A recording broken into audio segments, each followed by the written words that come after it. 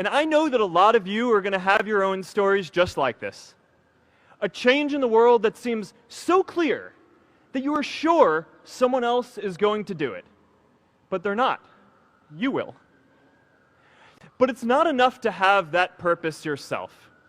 You also have to create a sense of purpose for others. And I found that out the hard way.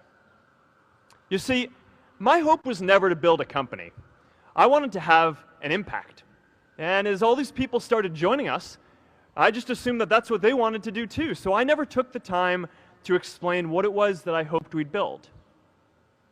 A couple years in, some big companies wanted to buy us. I didn't want to sell.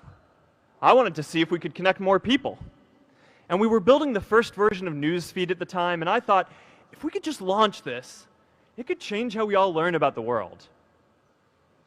Nearly everyone else wanted to sell.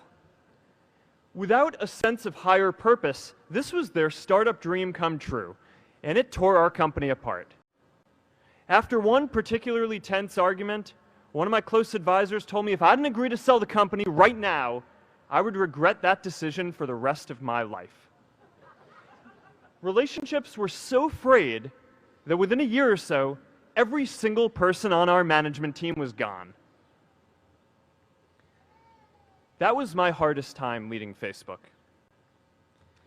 I believed in what we were doing, but I felt alone. And worse, it was my fault. I wondered if I was just wrong, an imposter, a 22-year-old kid who had no idea how things actually worked. Now, years later, I understand that is how things work when there's no sense of higher purpose. So it's up to all of us to create it so we can all keep moving forward together.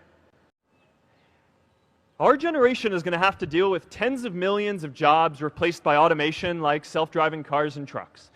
But we have the potential to do so much more than that. Every generation has its defining works. And now it's our generation's turn to do great things.